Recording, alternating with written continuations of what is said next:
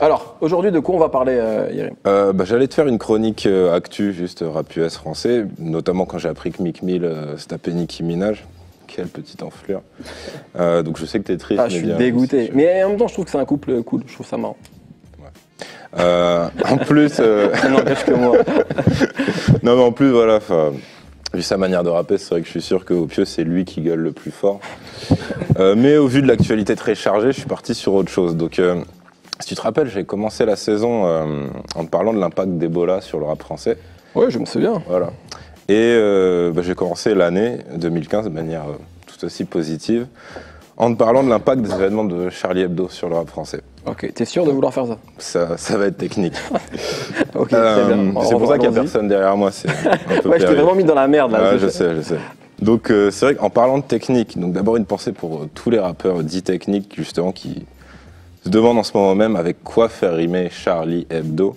Donc c'est vrai que ça fait 4 syllabes. Donc alors, faut savoir qu'il y a Al Capote qui est déjà passé par là, qui faisait rimer ça avec j'aurais dû me marier tôt. Ah, il l'a déjà fait? Ouais, appelle-moi Magneto, j'ai pas mis le rétro, allons brûler les locaux de Charlie Hebdo. Donc maintenant la dernière rime fait un peu comique de répétition, mais ça reste sympa. Ouais, faut mieux éviter, ouais. Voilà.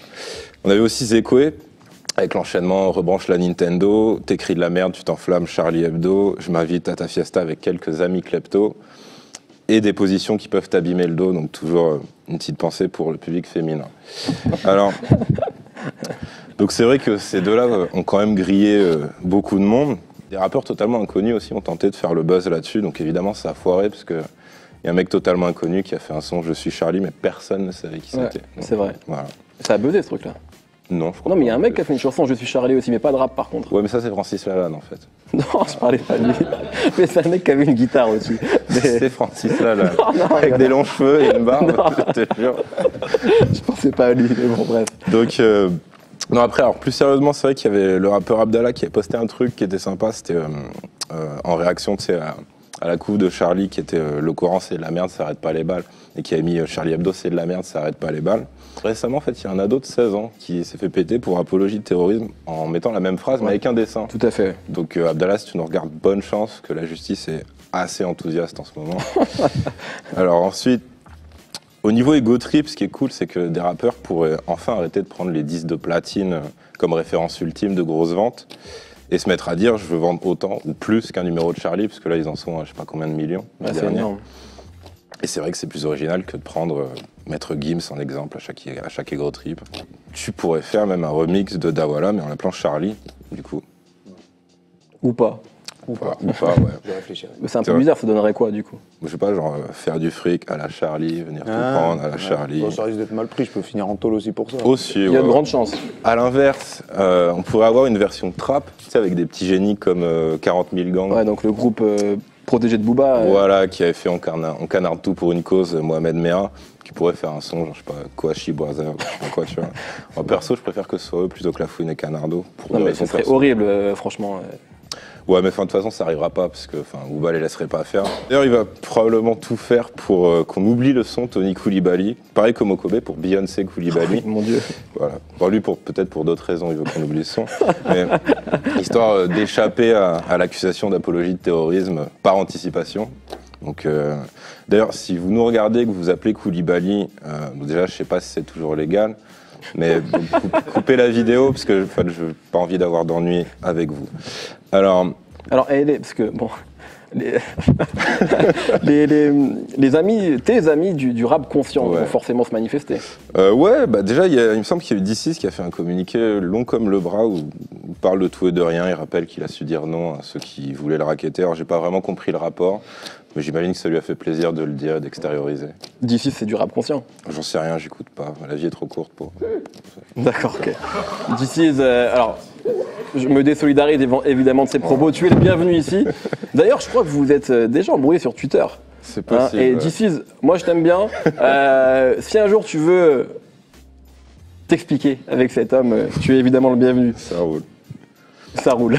Merci de me donner ton aval. Pas tranquille. Si t'insistes, ouais, je sais pas, vu que Medine il est friand de jeux de mots pourris ces temps-ci, genre style Don't Like, MC Soral, donc au final il sort quand même souvent des trucs très gentils. Il pourrait faire un son Je suis sali, c'est pour dire je suis musulman mais je suis pas comme les autres, je suis pas méchant. Ok. Donc Sinon, je vois même bien la Ligue, c'est le groupe de Power Rangers qui réunit Kiri James, Youssoufa et Medine. C'est pas vraiment le Pin Smoke Tour, mais il pourrait faire un hit justement sur les barbus sont gentils, etc. Même si quand on y pense, ils ont déjà fait ça au moins 10 fois chacun dans leur carrière. Alors, dans les réactions réelles, il y a eu beaucoup de communiqués. Donc certains pour se dédouaner, notamment Nekfeu qui avait rappé, qui voulait une autodafé pour ses chiens de Charlie Hebdo. Donc lui, son communiqué, tu peux le résumer en 2 phrases. Je vous jure que c'était pas moi, me tapez pas, de toute façon, j'ai pas fait exprès. Après, il y a aussi des rappeurs responsables comme Caris, qui a choisi de faire une mise au point très claire au lendemain des attentats, quand il a dit je suis pas venu mettre des doutes dans ta tête, je suis juste venu mettre du foot dans ta schneck. Donc c'est bien d'avoir des fois des rappeurs responsables qui cadrent les choses. Oui, bien sûr. C'est vrai qu'on remarque que les rappeurs conscients et hardcore ferment bien leur gueule sur ce genre d'affaires. Donc, comme le disait si bien Dewey dans la série Malcolm à son anniversaire, j'en attendais rien, mais je suis quand même déçu. Alors, c'est vrai que bon, par contre, on a beaucoup de communiqués, comme je te l'ai dit. Pourtant, personne ne leur demande rien.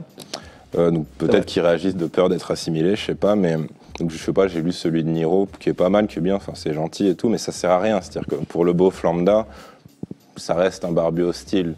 Et il n'y a qu'à voir la gueule de notre invité, c'est pas vraiment le genre de mec que t'invites à ton baptême ou ta bar mitzvah. Alors, mais c'est normal après que toutes ces personnes veulent calmer le jeu. Ouais, bah, pas vraiment en fait, parce que c'est comme quand on dit que les musulmans doivent se désolidariser, c'est comme si à chaque viol sur Terre, genre, on arrivait, on disait t'as une paire de couilles et une bite, désolidarise-toi mec, c'est chaud. Tu vois, je comprends pas vraiment cette logique, mais pourquoi pas. Donc c'est pareil pour le rap, ça peut paraître choquant, mais objectivement, le name dropping dans le rap, ça évoquait des gens bien plus dangereux et bien plus meurtriers que les 3 paumés en cosplay GTA. Donc je dirais que si les rappeurs se saisissent pas de ce truc comme ils l'ont fait avec plein d'autres trucs, genre le 11 septembre, le tsunami, l'intégralité des guerres, des terroristes, des dictateurs et des parrains de la drogue du XXe siècle, bah, s'ils le font pas, je sais pas, c'est plutôt un signe qui se ramollit, c'est que le climat s'est durci et qu'on peut plus vraiment dire grand-chose. Mais toi, tu dis des trucs, toi. Ouais, moi, c'est pas pareil. C'est-à-dire Moi, je suis complètement con, mais je pense que tout le monde l'a remarqué. Mais tu sais qui d'autre est censé être stupide? Non. Meek Mill. Et pourtant, il a dit, sur Twitter, il me semble, on parle que de ce qui se passe à Paris et pas des 2000 négros qui se sont fait fumer. Donc il faisait référence à l'Afrique et Boko Haram. Et il disait, voilà, c'est pour ça que je regarde plus la télé. Comme quoi, peut-être qu'il mérite Nicki Minaj, finalement. Voilà. Bravo. Alors, chacun m'a précisé, parce qu'évidemment, nous sommes sur un humour glissant. Moi, ça me fait rire, donc j'assume évidemment. Ouais, mais toi, t'es arabe, t'es dans la merde aussi. Hein. C'est vrai, absolument. Mais non, il faut quand même le dire, parce que évidemment, tout le monde est solidaire de ce qui s'est passé et des familles des victimes. Je tiens à préciser que la personne ici présente, Yérim, a écrit vraiment un très bel article sur une publication sur Vice. C'est gentil. Ouais, sur non, Vice. c'est vrai, mais je te l'ai déjà dit, c'était mignon. Non, c'était un vrai bel article qui prouve aussi que je suis pas un enculé. que t'es pas complètement un enculé. Pas totalement. 56%.